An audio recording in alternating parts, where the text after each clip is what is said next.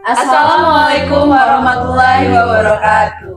Hai Sobat Adeksa, kembali lagi bersama kami, saya Levia, saya Cendani, saya Anggun, di Jejaka melalui Halo JPN edisi ke-5. Baik, pada episode kali ini kita sudah ditemani oleh salah satu narasumber kita, Bapak Diogi. Mungkin bisa perkenalan dulu, Bapak? Baik ya, perkenalkan nama saya Diogi, saya jasa fungsional pada bidang tindak pidana umum. Baik rekan-rekan sekalian, Jejaka melalui Halo JPN edisi ke-5 hari ini kita akan membahas mengenai judi online. Pada saat ini kita akan dibahas melalui podcast yang telah diselenggarakan oleh Kejaksaan Negeri Bengkulu Utara. Baik Bapak, pada pertanyaan pertama, dalam sudut pandang atau dalam kacamata hukum, apa sih Pak yang dimaksud dengan judi online? Ya, baik ya, saya jelaskan sedikit bahwa judi atau judi online akhir-akhir ini menjadi PR bagi pemerintah kita, bahwa judi itu tidak hanya berkembang di lingkungan usia dewasa. Judi online ini juga berkembang di usia anak-anak atau remaja ya. Yang saya jelaskan sedikit bahwa judi ini ada sejak abad ke-9 di Cina, yang bentuknya pada saat itu yaitu permainan kartu, mahjong dan lain sebagainya.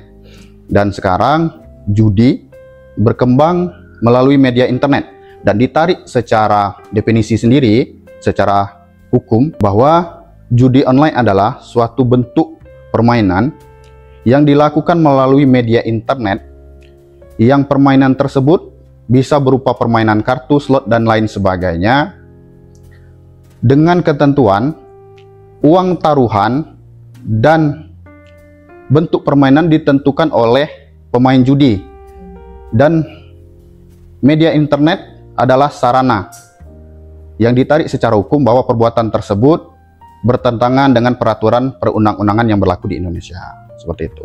Wah, sangat menarik sekali pembahasan kita mengenai judi online hari ini.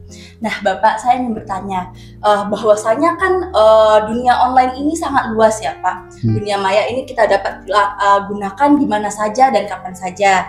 Nah, Pak, ada timbul pertanyaan saya, bagaimana apabila ketika seorang pengguna media online membuka atau melaksanakan atau memainkan situs judi online itu di luar wilayah teritorial hukum Indonesia, yaitu di luar negeri.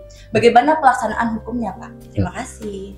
Baik ya, memang secara eksplisit pemain judi online yang memainkan judi online itu dari luar negeri tidak diatur ya.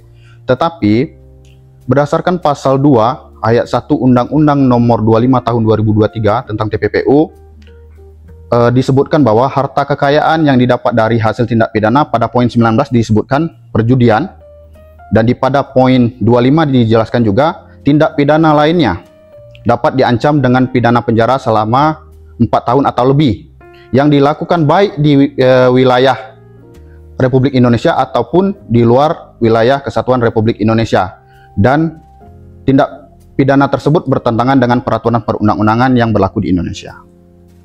Walaupun pelakunya itu di luar negeri ya Pak ya? Ya, walaupun di luar negeri. Tetap peraturan yang berlaku itu tetap di Indonesia karena dia memainkan judi online yang di Indonesia. Iya, betul. Oke. Asas nasional pasif. Ya. Asas nasional pasif. Ya. Baik teman-teman, jadi perlu digarisbawahi bahwa judi di Indonesia itu dilarang ya teman-teman, tidak dilegalkan. Baik bentuknya judi biasa ataupun judi online. Nah baik, sekarang timbul satu pertanyaan lagi Bapak. Kita semua tahu bahwa media sosial itu merupakan media yang sangat-sangat luas. Penyebaran informasi sekarang yaitu melalui sosial media. Nah kalau untuk endorsement atau menjadi admin slot itu bisa dijerat pidana juga nggak ya Pak? Baik ya, saya jawab ya, bahwa aturan mengenai larangan untuk judi atau judi online itu diatur ya di perundang-undangan kita, yaitu di pasal 303 KUHP dan 303 bis KUHP, yang di dalamnya disebutkan bahwa penyelenggara atau penyebar dapat dipidana penjara paling lama 10 tahun dan atau denda paling banyak 25 juta rupiah. Dan juga dijelaskan bahwa pemain judi juga dapat dipidana penjara paling lama 4 tahun dan atau denda paling banyak sebesar 10 juta rupiah. Dan judi online juga diatur di pasal 27 ayat 2, junto pasal 45 ayat 3, Undang-Undang Nomor 1 Tahun 2004 tentang Informasi dan Transaksi Elektronik yang disebutkan bahwa segala bentuk perjudian dapat dipidana penjara paling lama 10 tahun dan denda paling banyak 10 miliar rupiah. Oh, jadi baik pemain maupun penyebar itu bisa dikenakan pidana dan Bisa. denda ya? Bisa. Jadi kan Pak tadi katanya admin itu juga kena tadi kan Pak ya? Iya. Misalkan adminnya oke menerima pekerjaan, dia taunya kayak, kita ikuti. Dia kira kayak mengiklankan game aja gitu Pak. Tapi nggak tahu kalau itu tuh ternyata judi gimana itu. Baik ya, terkait pertanyaan Mbak Lipia tadi, bagaimana kalau dia tidak tahu ya, itu adalah permainan atau judi online ya, bahwa sebelum melakukan suatu permainan itu kita dapat melakukan riset ya, apakah Jangan itu asal terima aja gitu ya, Pak. apakah itu bisa dikategorikan judi atau judi online atau tidak ya. Dan secara aturan seseorang itu saat suatu perundangan dikeluarkan, maka semua orang atau warga negara dianggap tahu hukum seperti itu.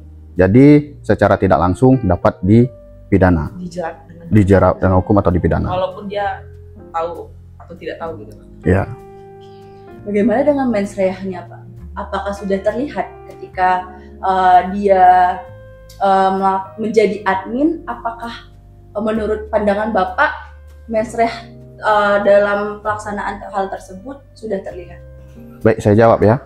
Terkait pertanyaan tadi mens reanya ya, bahwa seperti yang saya jelaskan di awal tadi, seseorang itu sebelum melakukan suatu permainan dapat melakukan riset terlebih dahulu.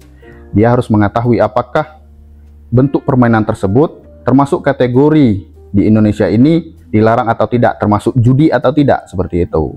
Nah, misalkan seandainya dia sudah mengetahui bahwa itu suatu permainan baik dalam skala kecil, itu termasuk sudah ada niat untuk melakukan perjudian, seperti itu. Oke, tadi sudah dijelaskan dan sudah lumayan mencerahkan ya Mbak untuk penjelasan dari Bapak Diogi tadi. Mungkin sekalian closing statement, boleh kali untuk sarannya Bapak, saran untuk generasi muda atau para Agar terhindar. iya dari judi generasi online. muda terutama anak-anak di Bungku Utara gitu untuk agar terhindar dari judi online itu gimana Bapak? Baik ya, saya jawab cara penanggulangan judi online ya. Yang pertama, pemain judi ini harus menyadari hal-hal yang disebabkan oleh judi online sendiri ya, baik kerugian material ataupun imaterial ya. Yang kedua, perlu terapi sebenarnya ya, untuk pemain judi ini, terapi psikolog agar diterapi secara kognitif itu ya. Yang selanjutnya juga mungkin dukungan dari keluarga ya, dukungan Yang dari paling keluarga. utama sih, yang terdekat ya, Pak. Ya, dukungan terhadap pemain judi ini harus mendengarkan keluh kesahnya, apa yang dihadapinya, sehingga dapat memberikan nasihat-nasihat positif ya, dan memberikan hal-hal yang baru dan dapat membuat hal-hal yang baru seperti olahraga dan hidup sehat seperti itu. Yang selanjutnya lagi, yang paling penting mungkin ya, bukan mungkin ya, pasti itu harus mendekatkan diri kepada Tuhan ya. Ya. Betul, Pak. Ya, meningkatkan keimanan dan memperbanyak ibadah, karena judi sendiri di agama kan dilarang seperti itu. Maupun di agama Ya. Manapun. Kalau itu penanggulangannya, bagaimana dengan pencegahannya, Pak? Baik ya. Secara pencegahan, aparat penegak hukum di Indonesia sudah semaksimal mungkin ya melakukan pencegahan, baik preventif baik di bidang kita sendiri, di instansi kita sendiri sudah melakukan sosialisasi dan lain semacamnya. Dan paling penting juga sebenarnya kembali ke diri pemain judi itu sendiri. Betul sekali. Dia harus menyadari bahwa itu adalah suatu perbuatan yang salah, dengan cara yang paling pentingnya memblokir akses website permainan judi online ini. Seperti itu.